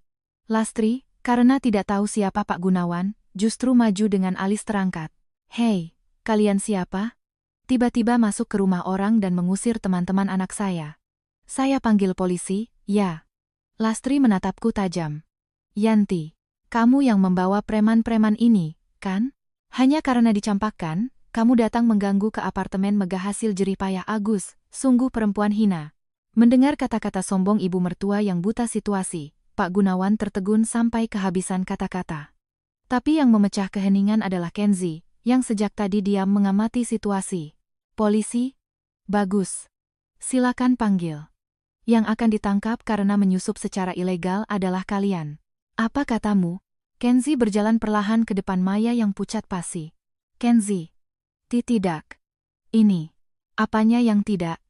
Semalam aku sudah membekukan semua kartu kredit dan rekeningmu. Pasti menyenangkan ya? Bersenang-senang dengan pria ini menggunakan uangku. Fakta bahwa kau telah menipuku selama 5 tahun, semua buktinya sudah ada. Suara Kenzi yang sedingin es dan penuh amarah membuat Maya menjerit pendek dan tersungkur di sofa. Meskipun ia menganggap suaminya yang seorang eksekutif elit hanya sebagai ATM, di hadapan kekuasaan dan amarah yang sesungguhnya, ia hanya bisa gemetar ketakutan. Tapi di sini, Agus melakukan tindakan yang tidak bisa dipercaya. Terpojok sepenuhnya, ia tiba-tiba menunjukku dan berteriak seperti orang gila. Tidak, Pak Direktur. Semua ini rekayasa perempuan ini. Perempuan bernama Yanti ini lulusan SMA, tidak berpendidikan. Benalu tidak berguna yang hanya bisa menghasilkan upah murah dari kerja paruh waktu. Karena dia tidak bisa hidup sendiri, dia iri melihat saya akan bahagia dengan Maya, jadi dia menghasut Pak Kenzi untuk menjatuhkan saya. Agus, beraninya kau masih. Betul, Pak. Ini rumah saya, yang saya beli dengan hasil jeripayah dan keringat saya. Bahkan Pak Direktur pun tidak punya hak untuk masuk ke ruang pribadi saya tanpa izin. Segera keluar dari rumah saya bersama perempuan rendahan ini. Demi menyelamatkan diri, Agus terus-menerus menghinaku, bahkan berani menggonggong pada atasannya. Meskipun dihujani berbagai hinaan yang menyakitkan, aku hanya berdiri diam. Tanpa ekspresi, hanya menatapnya dengan mata dingin. Diamku membuat Agus merasa ngeri, dan kata-katanya mulai melemah. Apa? Tatapanmu itu? Tidak bisa menjawab, ya. Kau itu cuma perempuan sampah yang kunaikahi. Aku menghela napas perlahan dan membuka resleting tasku. Kamu dari tadi terus mengulang rumahku. Yang ku beli. Tentu saja. Setiap bulan IPL-nya dipotong dari rekeningku. Iya. IPL-nya memang. Tapi, aku mengeluarkan selembar dokumen tebal dari tasku dan membantingnya ke atas meja. Kamu benar-benar tidak tahu apa-apa, ya? Saat melihat judul dokumen yang tergeletak di meja, mata Agus membelalak seperti dalam komik, terbuka sampai batas maksimal. Fakta mengerikan yang tertulis di sana adalah kartu truf terkuat untuk menghancurkan harga diri kecil Agus dari akarnya dan menyeret mereka ke neraka yang sesungguhnya. Dokumen tebal yang dibanting ke atas meja. Itu adalah sertifikat hak milik, SHM, dan akta jual beli, AJB, properti yang distempel resmi oleh kantor pertanahan. Agus, meskipun dengan wajah curiga, mengambil dokumen itu dengan tangan gemetar. Dan saat matanya tertuju pada bagian keterangan kepemilikan, seluruh darah di wajahnya benar-benar surut. Apa ini? Pemilik. Yanti. Kepemilikan, 100,100. Benar. Pemilik apartemen ini 100% adalah aku. Kamu hanyalah seorang numpang. Saat aku memberitahunya dengan suara sedingin es, Agus berteriak dengan suara sumbang, bohong, dan melempar dokumen itu ke meja. Ini pasti kau palsukan. Aku setiap bulan membayar IPL dan dana cadangan dari rekeningku. Tidak mungkin aku bukan pemiliknya. Benar-benar bodoh sampai tidak tertolong. Aku memejamkan mata dengan lelah. IPL sebesar 3 juta rupiah itu hanya biaya pemeliharaan. Dana pembelian apartemen ini sebesar 8 miliar rupiah. Sebelum kita menikah, dibayar lunas secara tunai oleh almarhum ayahku atas namaku. Kamu tidak membayar sepeser pun, tapi kamu berkhayal dirimu adalah pemiliknya dan mengusirku, pemilik yang sebenarnya, dari rumah ini. D8 miliar. Tunai? Agus ternganga. Dan hampir tersungkur karena lututnya lemas. Di belakangnya, ibu mertuaku, Lastri, yang mengamati situasi, menjerit melengking. 8 miliar. Yanti, apa itu benar? Jadi apartemen mewah dan luas ini bukan dibeli dari hasil kerja keras Agus? Benar, Bu? Kemarin juga sudah saya katakan, kan? Ini rumah yang saya beli, rumah saya. Tapi kalian menertawakan kata-kataku. Bahkan papan nama almarhum ayahku, pembeli sebenarnya apartemen ini, kalian buang bersama sampah. Selain penyusupan ilegal, ditambah lagi pasal perusakan properti. Mendengar kata-kataku, Lastri menahan napas dan mulai gemetar. Selama ini ia percaya apartemen ini dibeli dari hasil kerja keras anaknya, dan ia merendahkan serta bersikap angkuh padaku. Tapi saat ia menyadari bahwa dirinya telah menyusup ke rumah orang lain seperti kucing pencuri, dan bahkan membuang papan nama almarhum pemiliknya, wajahnya memucat karena ketakutan. Agus, apa maksudnya ini? Kamu bilang padaku kamu yang beli, makanya kita bisa tinggal bersama. Beberisik. Aku juga tidak tahu. Mana ku tahu orang tua perempuan miskin lulusan SMA ini punya uang sebanyak itu. Pasangan ibu dan anak yang panik itu saling menyalahkan dengan buruk rupa. Tapi bukan hanya mereka yang panik. Hei, Agus. Apa maksudmu? Maya, yang sejak tadi hanya mengamati, kini mencengkeram kerah baju Agus dengan wajah marah. Kamu bilang padaku, aku ini eksekutif, jadi apartemen mewah di Jakarta pun ku beli tunai. Semuanya bohong? Kamu cuma numpang. Maya, tenang. Jangan sentuh aku. Dasar pria pembual. Maya menepis tangan Agus seolah menyingkirkan sesuatu yang kotor. Dia, yang memiliki suami eksekutif sejati seperti Kenzi, ternyata tertipu oleh bualan Agus yang mengaku kaya raya dan berselingkuh hanya untuk mencari sensasi. Tapi begitu kedoknya terbuka, ternyata Agus hanyalah pria menyedihkan yang menumpang di rumah yang dibeli oleh mertuanya. Kenzi. Tidak, aku ditipu oleh pria ini. Dia yang berbohong dan merayuku. Aku hanya mencintaimu, Kenzi. Tolong maafkan aku. Maya berbalik dan mulai bersujud di kaki Kenzi sambil menangis terseduh-seduh. Wanita yang tadinya bertopeng sahabat dan menertawakan Yanti si miskin di ranjangku, sungguh pemandangan yang menyedihkan. Tapi Kenzi hanya menatap Maya dengan dingin dan berkata dengan suara sedingin es. Menjijikkan, Maya. Wanita yang selama ini menghabiskan uang dari kartuku untuk membiayai hotel pria ini, sekarang bilang ditipu? Semua rekeningmu sudah kubekukan. Mulai sekarang kau akan menanggung ganti rugi yang sangat besar kepadaku dan Bu Yanti. Nikmatilah merangkak di neraka bersama pria pembual itu. Tidak, aku tidak mau. Aku ini istri sosialita. Teriak Maya sambil menangis. Agus, yang kebohongannya terbongkar dan ditinggalkan oleh selingkuhannya, wajahnya memerah dan tubuhnya gemetar. Tapi ia masih belum bisa membuang harga diri terakhirnya. Jangan bercanda. Hanya karena rumah ini milikmu, jangan sombong, Yanti. Aku ini eksekutif PT Toga Sembada. Kau itu cuma perempuan rendahan yang seumur hidup akan diperbudak di pekerjaan paruh waktu. Aku akan menceraikanmu. Sebagai gantinya, tabungan hasil kerja paruh waktumu yang kau kumpulkan sedikit demi sedikit itu, akan kuambil setengahnya sebagai harta gonogini. Pria hina yang bahkan dalam kondisi terpojok masih mencoba memeras uang dariku. Aku tertawa kecil dan mengucapkan kata-kata terakhir untuk menghabisinya. Tabunganku? Boleh saja. Kalau kau mau setengah dari aset 8 miliar rupiah yang telah kukembangkan dari investasi reksadana selama 20 tahun ini, silakan saja ajukan gugatan. D8 miliar. Agus dan Lastri mengeluarkan suara terkejut terkeras mereka hari itu, lalu tersungkur lemas ke lantai. Fakta bahwa aku, yang mereka remehkan sebagai perempuan rendahan tak berguna, ternyata memiliki aset yang bahkan seumur hidup tidak akan bisa mereka hasilkan. Kenapa? Bisa punya uang sebanyak itu? Gumam Agus tak percaya. Tapi keputusasaan yang akan ia terima tidak berakhir di sini. Agus. Sepertinya kau masih menganggap dirimu seorang eksekutif, ya? Pak Direktur, yang sejak tadi hanya diam menatap kebusukan itu, kini angkat bicara dengan suara rendah yang menggetarkan. Ya. Masalah perselingkuhanmu dengan istri Pak Kenzi itu saja sudah cukup menjadi alasan. Tapi alasan sebenarnya aku datang ke sini hari ini. Bukan hanya itu.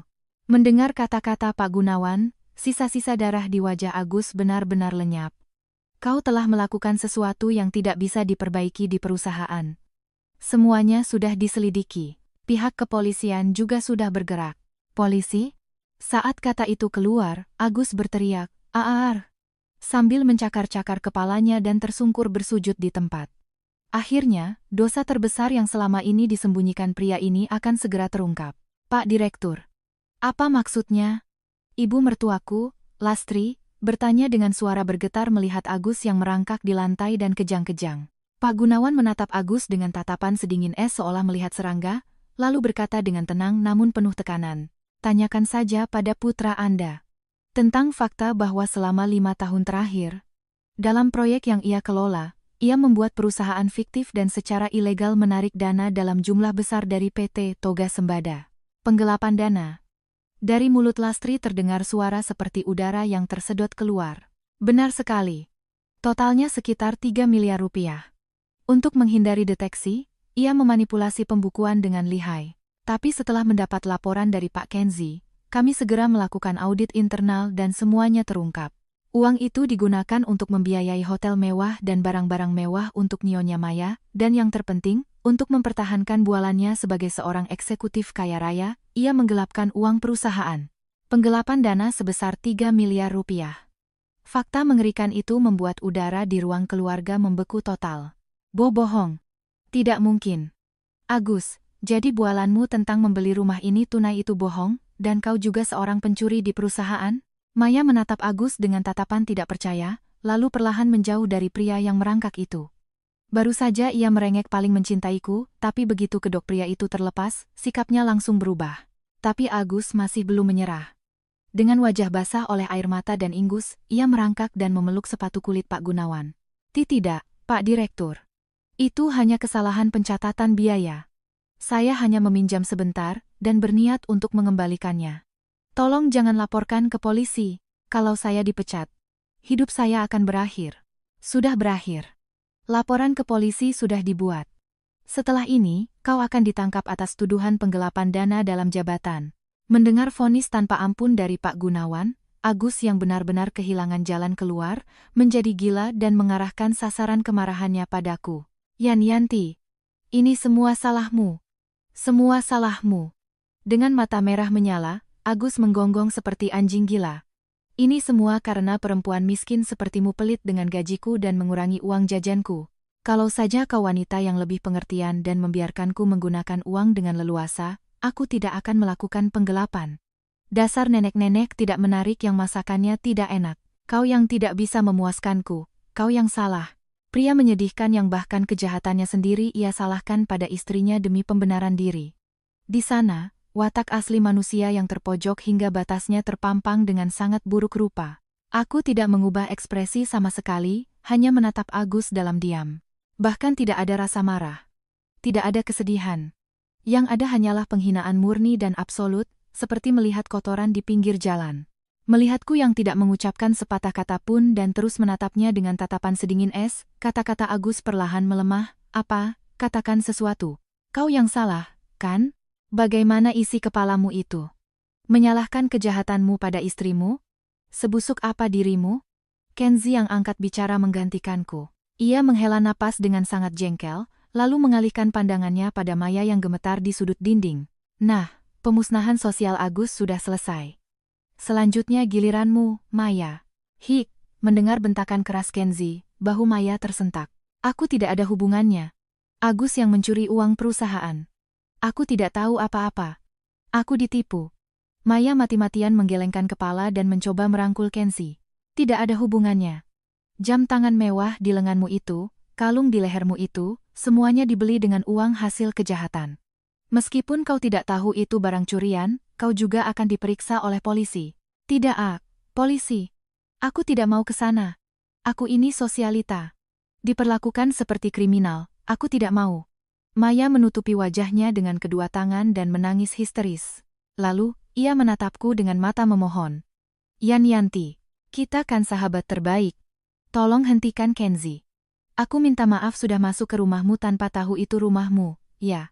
Kita pergi makan siang lagi seperti dulu, yuk.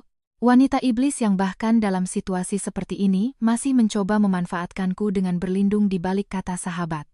Aku perlahan mendekati Maya dan berkata dengan dingin.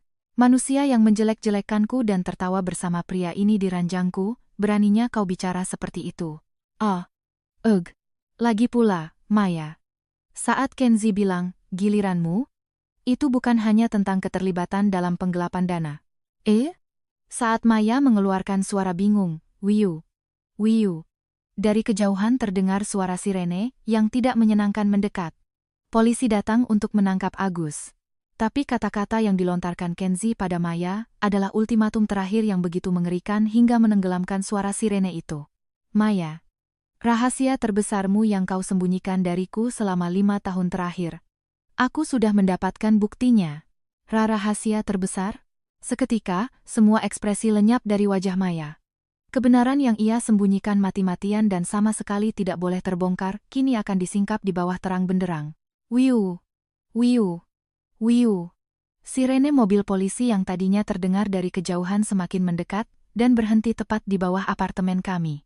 Cahaya merah yang berkedip-kedip dari lampu rotator menerangi dinding ruang keluarga yang remang-remang.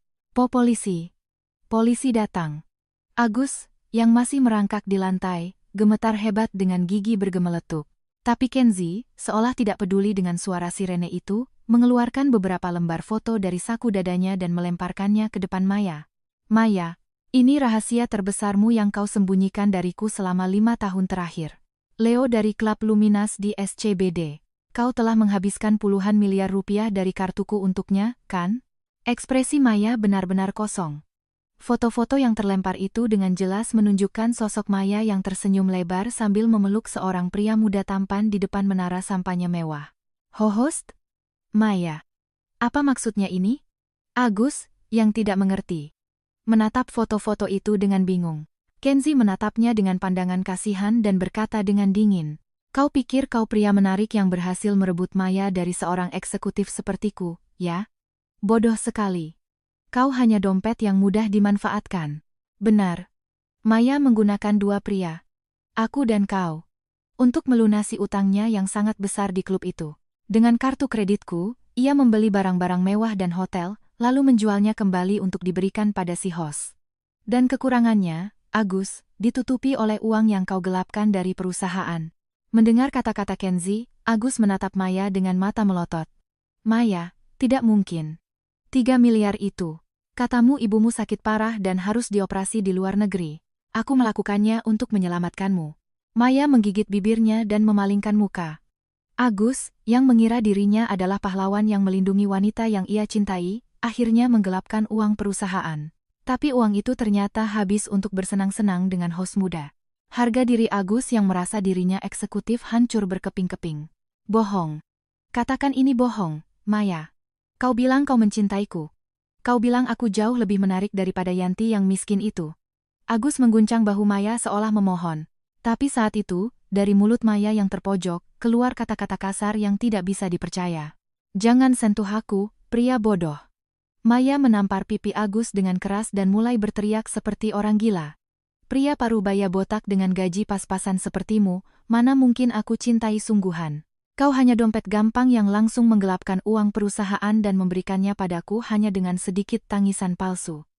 Kau menertawakan Yanti miskin, tapi kaulah badut yang paling menyedihkan dan konyol. Sifat asli wanita yang bertopeng sahabat itu sungguh buruk rupa. 2 orang yang tadinya saling melindungi, begitu kejahatan mereka terbongkar, berubah menjadi binatang buas yang saling mencerca. Sialan kau. Beraninya kau menipuku. Kembalikan hidupku. Kau yang menggelapkan uangnya sendiri, kan? Jangan salahkan aku, dasar narapidana. Di lantai ruang keluarga, mereka mulai berkelahi, saling menjambak rambut. Hentikan, Maya. Agus, tenang. Ibu mertuaku, Lastri, mencoba melerai dengan panik, tapi suaranya sama sekali tidak didengar oleh keduanya yang sudah kalap. Aku menatap pemandangan neraka itu tanpa emosi sedikitpun.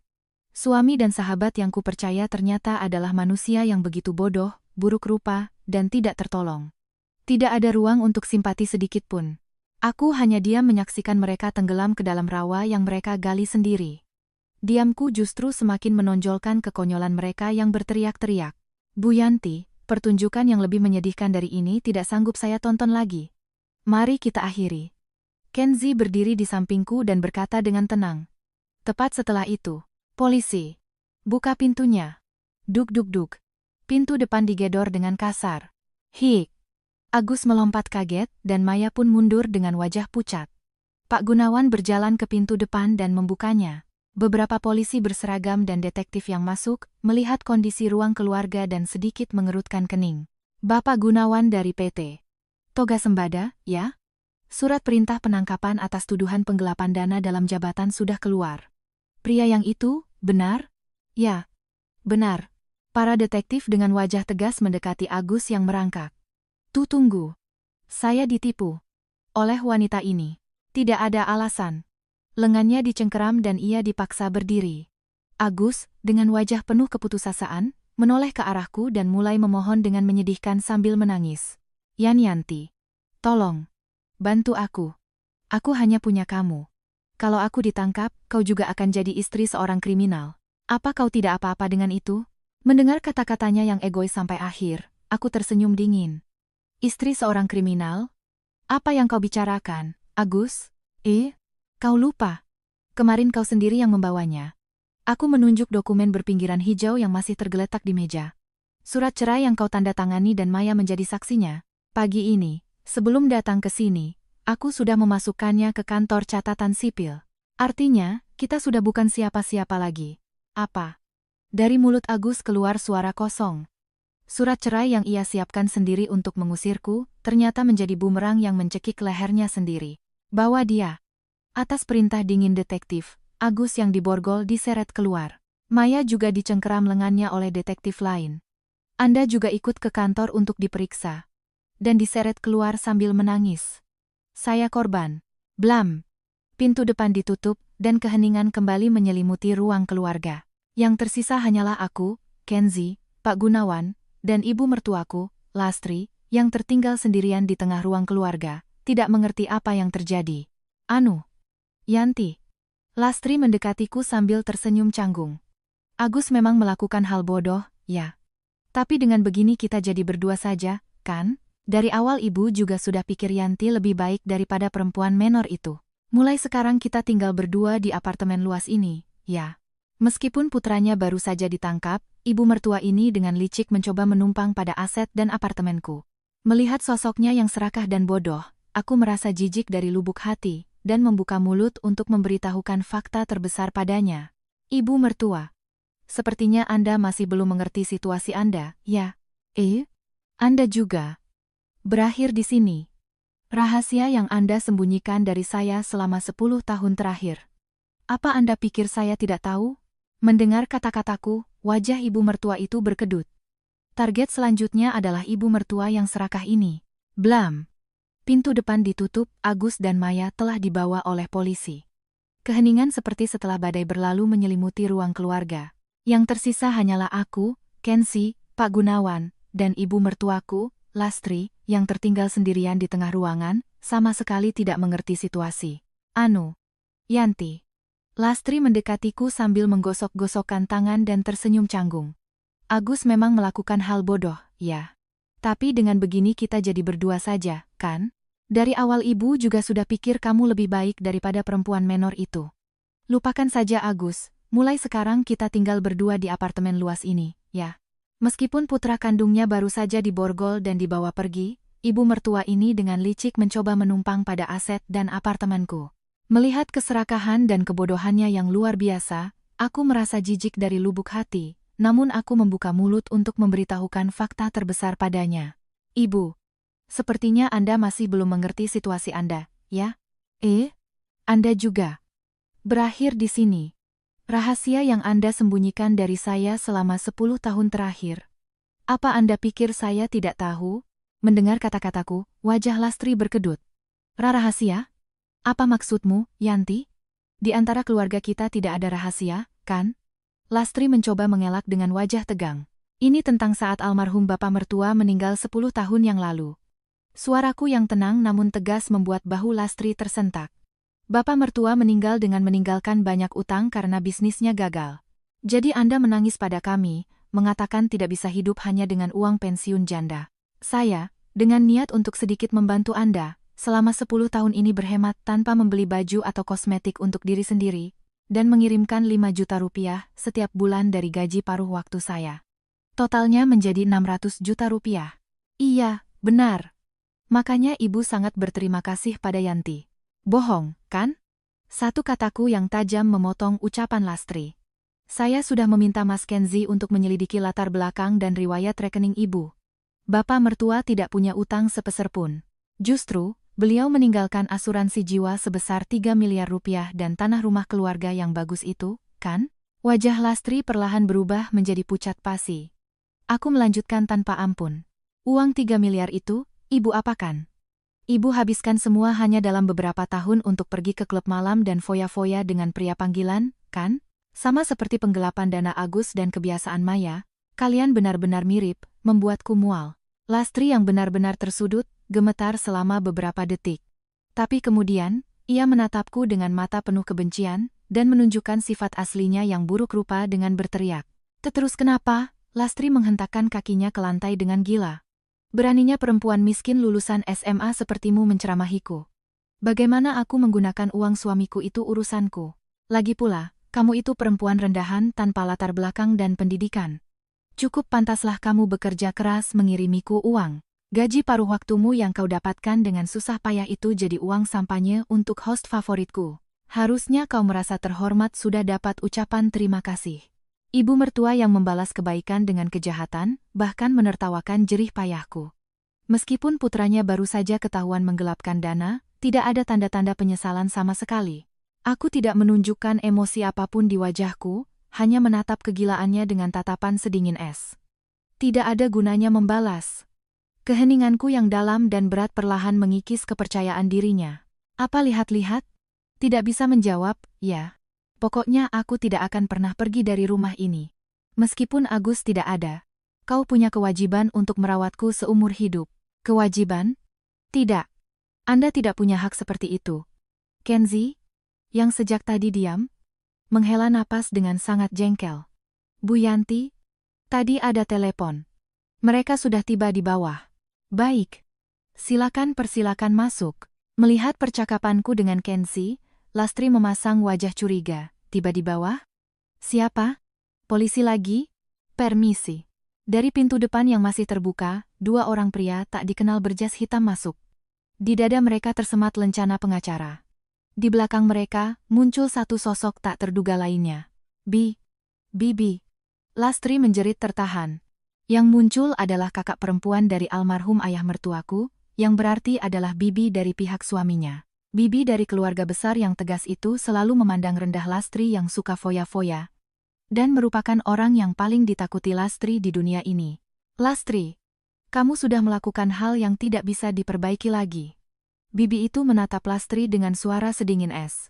Bibi, kenapa ada di sini? Saya sudah dengar semuanya dari Yanti.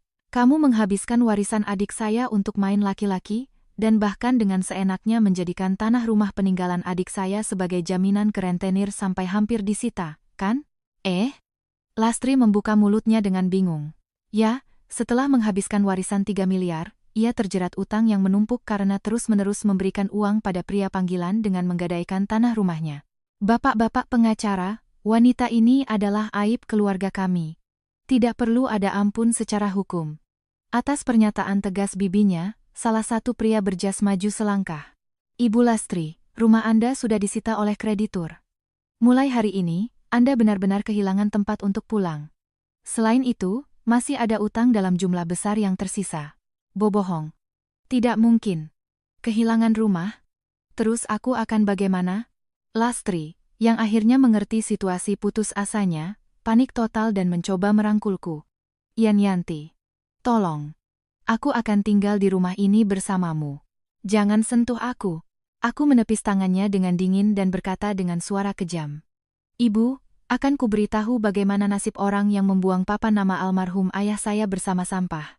Kata-kataku yang pelan itu adalah pukulan terakhir yang benar-benar akan menjatuhkannya ke dasar neraka. Jangan sentuh aku. Aku menepis tangan Lastri yang mencoba merangkulku, seolah menyingkirkan serangga kotor. Ah, ibu, akan kuberitahu bagaimana nasib orang yang membuang papan nama almarhum ayah saya bersama sampah. Lastri menatap tangannya yang ditepis dengan bingung, tapi kemudian, seperti tikus yang terpojok, wajahnya memerah padam dan ia berteriak dengan suara melengking. Apa? Sombong sekali. Dasar perempuan rendahan lulusan SMA yang tidak punya kelebihan. Sudah sewajarnya menantu mengirim uang dan merawat ibu mertua. Perempuan miskin sepertimu, kalau bukan karena aku terima sebagai istri Agus, hidupmu pasti sudah sengsara sekarang. Jangan merasa berjasa hanya karena memberi sedikit uang. Nenek tua menyedihkan yang bahkan di ambang kehancuran masih mencoba mempertahankan egonya dengan menghinaku. Aku menghapus semua ekspresi, menatapnya dengan tatapan dingin. Keheninganku yang absolut itu, sepertinya menanamkan rasa takut yang tak terkatakan di hati Lastri. Apa? Ia mundur ketakutan. Di depannya, pengacara berjas menyodorkan selembar dokumen. Ibu Lastri, Ibu Yanti sudah mengajukan surat cerai dengan putra Anda dan secara hukum sudah bukan siapa-siapa lagi dengan Anda. Dan ini adalah penyerahan langsung surat somasi untuk Anda. Somasi? Ya. Uang sebesar 600 juta rupiah yang Anda tipu dari Ibu Yanti, selama 10 tahun terakhir dengan alasan palsu membayar utang almarhum suami Anda, ini adalah tindakan penipuan yang jelas. Kami, sebagai kuasa hukum Ibu Yanti, akan mengajukan gugatan perdata untuk menuntut pengembalian penuh 600 juta rupiah tersebut, ditambah ganti rugi atas penderitaan mental sebesar 300 juta rupiah, total 900 juta rupiah. Mendengar pernyataan tanpa ampun dari pengacara, Lastri mundur dengan mata melotot. 900 juta. Penipuan. Jangan berlebihan. Aku hanya menerima sedikit uang jajan. Lagi pula, mana mungkin aku punya uang sebanyak itu. Rumah dan tanahku sudah diambil rentenir. Melihat Lastri yang histeris, aku tersenyum dingin dan berkata, ya, saya tahu. Makanya, uang pensiun bulanan Anda akan kami sita secara hukum. Itu pun masih jauh dari cukup. Mulai besok, Anda akan menjadi tunawisma tanpa rumah, dan harus bekerja sampai mati dengan tubuh tua Anda itu. Teror dari penagih utang juga akan datang setiap hari. Wajah Lastri berubah pucat pasi. Ia kini menangis memohon pada bibinya. Bibi, tolong. Mana mungkin aku bisa bayar 900 juta. Aku juga dikejar rentenir. Mungkin dengan uang keluarga besar. Tapi bibinya yang tegas itu menggeleng dengan dingin. Karma. Seluruh kerabat sudah kuberitahu tentang kelakuanmu, utangmu, dan penipuanmu terhadap Yanti. Tidak ada satu orang pun di keluarga besar kita yang akan menolongmu. Mulai hari ini, kau dikeluarkan dari keluarga. Jangan pernah menginjakkan kaki di rumah kami lagi. Harapan terakhirnya pupus. Lastri tersungkur di tempat seperti boneka tali yang putus. Sepertinya ia bahkan tidak punya kekuatan lagi untuk berdiri. Ia hanya merangkak di lantai sambil merintih lemah. Melihat pemandangannya yang menyedihkan itu, Kenzi mengangguk puas dan angkat bicara. Bu Yanti, dengan ini sanksi untuk mantan ibu mertua Anda selesai. Pihak kami juga sudah sepenuhnya siap untuk menuntut ganti rugi pada Maya. Sebagai ganti rugi atas perselingkuhan jahat mereka, kami akan menuntut masing-masing 10 miliar rupiah, total 20 miliar rupiah. Rekening tersembunyi Maya juga sudah kami lacak semua, dan proses penyitaan sudah dimulai. Pak Gunawan juga mengangguk dalam-dalam. Agus juga akan menanggung tuntutan pengembalian dana 3 miliar yang digelapkan dari perusahaan. Dia akan divonis penjara, mendapat catatan kriminal, dan tidak akan pernah bisa mendapatkan pekerjaan yang layak lagi. Inilah awal dari kehidupan di mana ia harus membayar utang yang sangat besar sambil meneguk air lumpur seumur hidupnya. Agus, Maya, dan ibu mertua. Di ruang keluarga yang sunyi, aku menatap Lastri yang menangis sendirian di lantai dan menyebut nama ketiga orang itu dalam hati. Manusia-manusia bodoh yang meremehkanku sebagai benalu miskin lulusan SMA, yang menghabiskan gaji paruh waktuku yang kudapatkan dengan susah payah untuk host dan hotel mewah. Mereka kini, oleh aku yang memiliki aset pribadi 8 miliar dan sebuah apartemen, telah sepenuhnya disingkirkan. Mereka menanggung utang puluhan miliar yang astronomis dan catatan kriminal, kehilangan rumah, keluarga, dan kepercayaan sosial. Kemenangan pembalikan keadaan yang sempurna dan telak. Iblis-iblis yang telah menganiayaku, kini jatuh terjerembab ke dalam lubang neraka yang mereka gali sendiri. Bu Yanti, Anda benar-benar bertahan dengan baik. Mendengar suara lembut Kenzi, untuk pertama kalinya dalam beberapa bulan terakhir, aku tersenyum lega dari lubuk hati. Ya, Mas Kenzi, Pak Direktur, Bapak-bapak pengacara, dan Bibi, terima kasih banyak. Akhirnya semua sampah yang mengelilingiku sudah bersih. Hari-hari neraka yang panjang akhirnya berakhir. Tapi drama balas dendam ini masih memiliki satu babak terakhir. Beberapa hari setelah semuanya berakhir, sepucuk surat datang untukku dari Agus, yang ditahan di kantor polisi. Setelah melihat isinya yang menjijikan dan konyol, aku tanpa sadar tertawa terbahak-bahak. Beberapa hari setelah semuanya berakhir, sepucuk surat tebal datang untukku dari Agus, yang ditahan di kantor polisi. Di amplopnya, dengan tulisan tangan yang acak-acakan seperti bekas noda tinta, tertulis, "Untuk Yanti. Aku ditangkap. Kau pasti kesepian dan menangis setiap hari sekarang, kan? Perempuan sepertimu yang tidak punya kelebihan apa-apa, tidak mungkin bisa hidup sendiri setelah kehilangan pria elit sepertiku. Kali ini, secara khusus akan kumaafkan dan kuberi kesempatan untuk memulai lagi. Jadi, cepat bayar 3 miliar yang kugelapkan dan uang damainya dengan 8 miliar yang kau sembunyikan itu. Sewa juga pengacara termahal. Aku akan menjadikan perempuan rendahan penuh keriput sepertimu sebagai istriku lagi, jadi menangislah dan berterima kasihlah." Hahaha. Isinya yang begitu menjijikan dan konyol membuatku tertawa terbahak-bahak di ruang keluarga yang sepi. Pria yang sampai akhir masih percaya dirinya seorang elit dan bahkan mencoba melimpahkan kesalahannya padaku. Sungguh pria yang tidak tertolong. Baiklah. Kalau kau begitu ingin bertemu denganku, akan kutemui wajahmu untuk terakhir kalinya. Aku membuang surat itu ke tempat sampah, merapikan diri, dan menuju kantor polisi tempat Agus ditahan. Ruang besuk yang dingin dan kaku. Di seberang kaca akrilik tebal, Agus muncul diantar oleh petugas.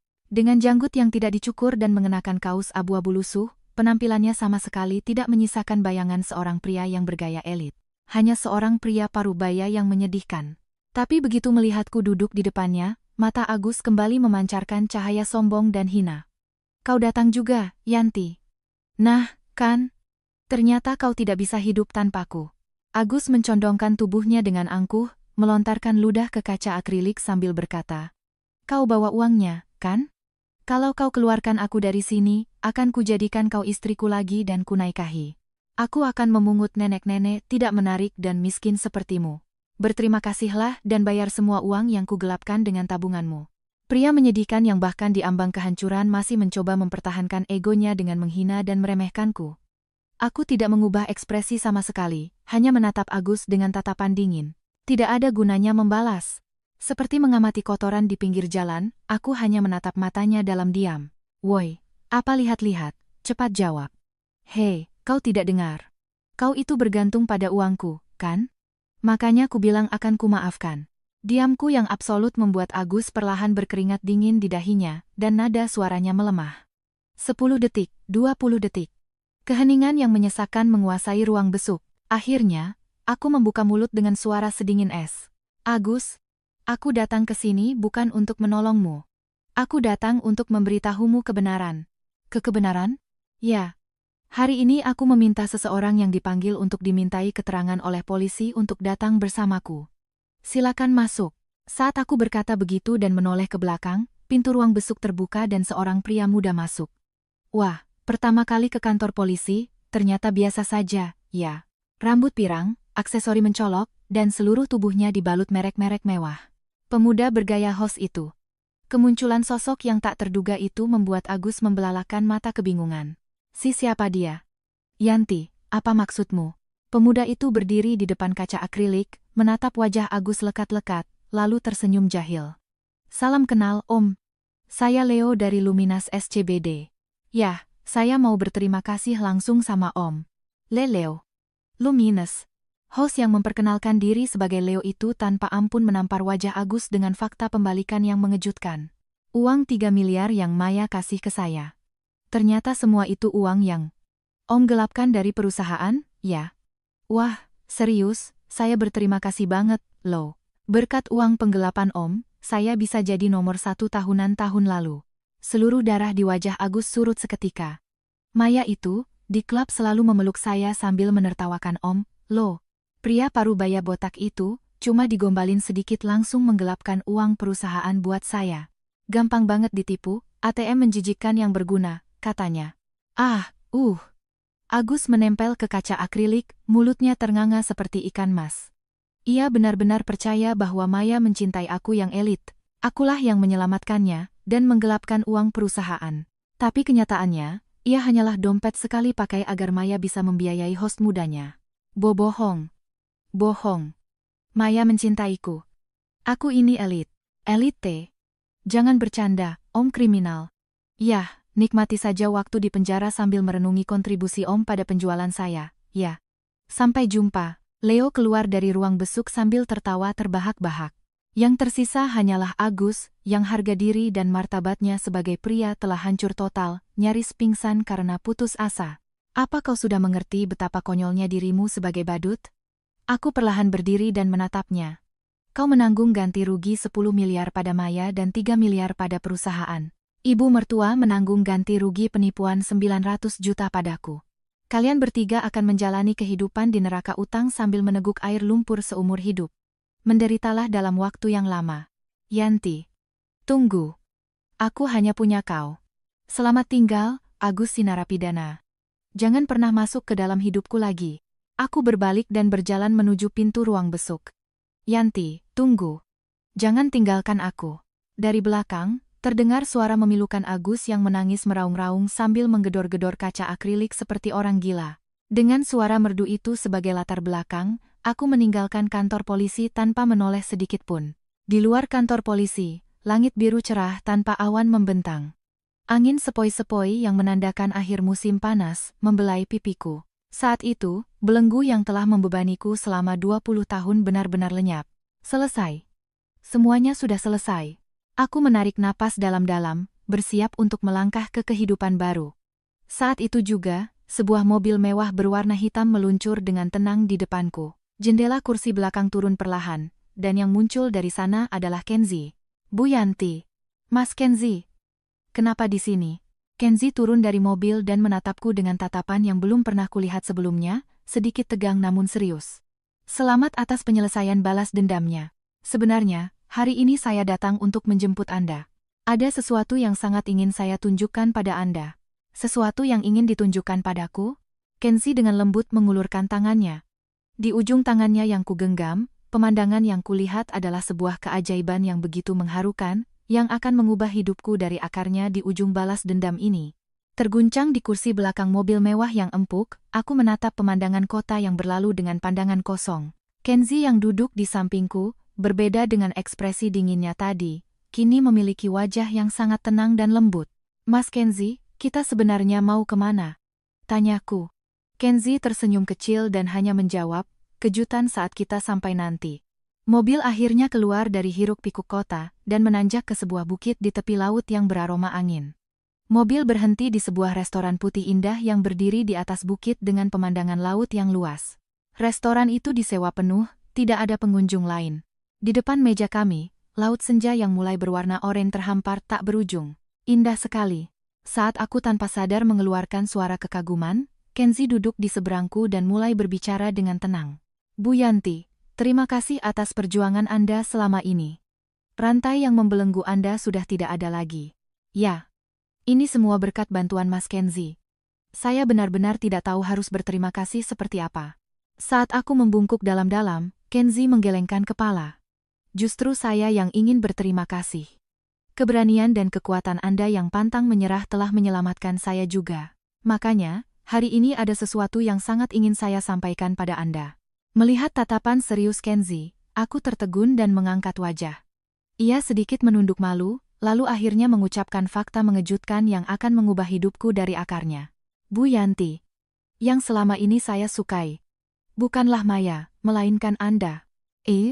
Kata-kata yang begitu tak terduga membuat kepalaku kosong sejenak. Wajar jika Anda terkejut.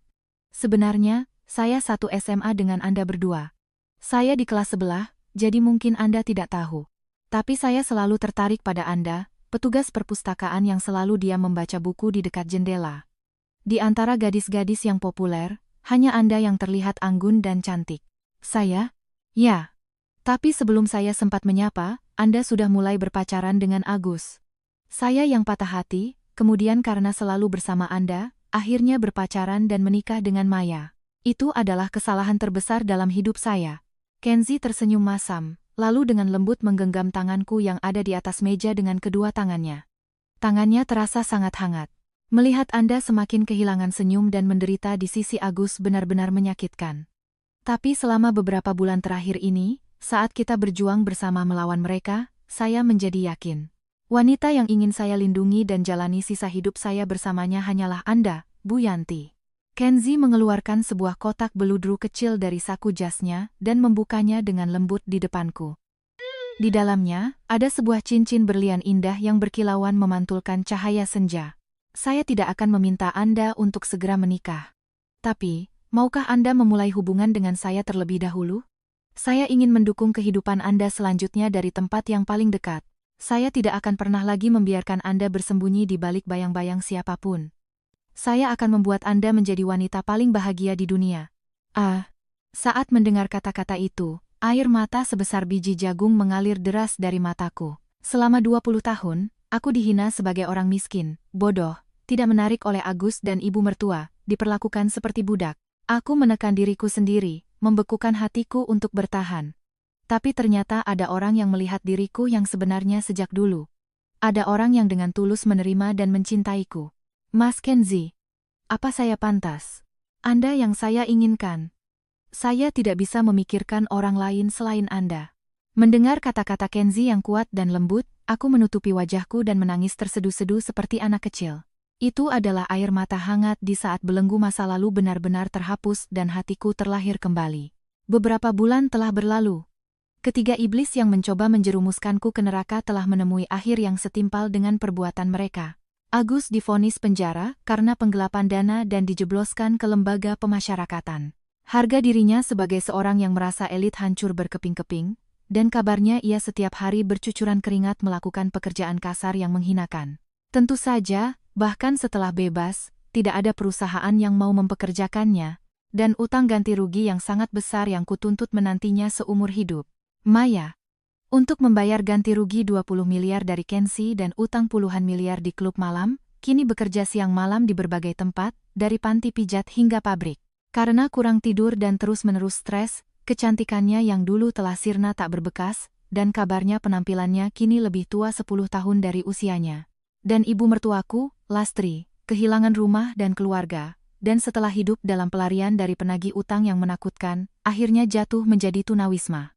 Karena uang pensiunnya kusita sepenuhnya, ia bahkan kesulitan untuk makan sehari-hari, dan kabarnya sering terlihat mengaduk-aduk tempat sampah di taman pada malam hari, sambil menangis dan menggumamkan, "Yanti, maafkan aku, ke udara kosong." Bagaimanapun nasib mereka, bagiku sekarang sudah tidak ada urusannya lagi. "Yanti, bistik hari ini enak sekali. Masakanmu benar-benar nomor 1 di dunia." Berlebihan. Tapi kalau Mas Kenzi bilang begitu, besok aku akan lebih semangat lagi memasaknya. Sarapan bersama Kenzi di ruang makan rumah baru kami di tepi pantai yang disinari matahari, setiap harinya terasa begitu hangat dan damai, sampai tidak bisa dipercaya. Aku saat ini memanfaatkan pengetahuan investasi yang kupelajari secara otodidak dan mulai berjalan sebagai penasihat keuangan di perusahaan Kenzie, sekaligus menjadi partner terbaiknya. Aku membuang celemek murah, merias wajah dengan cantik untuk diriku sendiri, dan mengenakan pakaian favoritku setiap hari. Di wajahku yang terpantul di cermin, tidak ada lagi kerutan penderitaan selama 20 tahun. Wajahku dipenuhi senyum tulus dari lubuk hati. Hidup bisa dimulai kembali kapan saja. Kebahagiaan terbaik ini kutemukan setelah diremehkan sebagai orang rendahan dan nyaris kehilangan segalanya. Mulai sekarang, bersama Kenzi yang dengan tulus mencintaiku, kami akan berjalan kuat berdua menuju masa depan yang gemilang.